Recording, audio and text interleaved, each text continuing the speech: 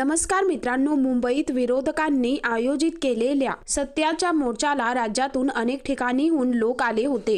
या मोर्चानंतर उद्धव ठाकरेंनी आणि राज ठाकरेंनी एकत्र येऊन भाषण केले। या मोर्चाचं नेतृत्वही ठाकरे बंधूंनीच केलं। विशेष बाब म्हणजे या मोर्चात उद्धव ठाकरेंनी राज ठाकरेंसह युती करण्याबाबत अत्यंत महत्त्वाचं विधान केलंय। त्यामुळे राजकीय वर्तुळात एकच चर्चा रंगली आहे। दरम्यान उद्धव ठाकरे सभेत म्हणाले की मी आणि राज दोघंही भाऊ एकत्र आलो आहोत, पण आम्ही तुमच्यासाठी आलो आहोत, मराठी माणसांसाठी, हिंदूसाठी आणि महाराष्ट्रासाठी आलो आहोत। आम्ही पुढे जात असताना तुम्ही साथ दिली पाहिजे। साथ देण्याची धमक असेल तर हाताची मूठ वळवून दाखवा। हा फोटो मत चोराच्या बादशहाकडे पाठवा। मत चोरी केली तर ही मूठ तुमच्या टाळक्यात हाणल्याशिवाय राहणार नाही, असं उद्धव ठाकरे म्हणाले। दरम्यान 5 जुलैला उद्धव ठाकरे आणि राज ठाकरे एकत्र आले होते। त्यानंतर या दोघांच्या 4 महिन्यात 10 भेटीगाठी झाल्या। या दोघांच्या युतीची घोषणा बाकी होती। मात्र आज सत्याचा मोर्चात भाषण करत असताना उद्धव ठाकरेंनी राज ठाकरेंसह एकत्र येण्याच्या चर्चा सुरू झाल्या होत्या। खासदार संजय राऊत यांनी तर 5 महापालिका एकत्र लढवण्यावर दोन्ही ठाकरे बंधू एकमत झाल्याचंही सांगितलं होतं। मात्र ठाकरे बंधूंकडून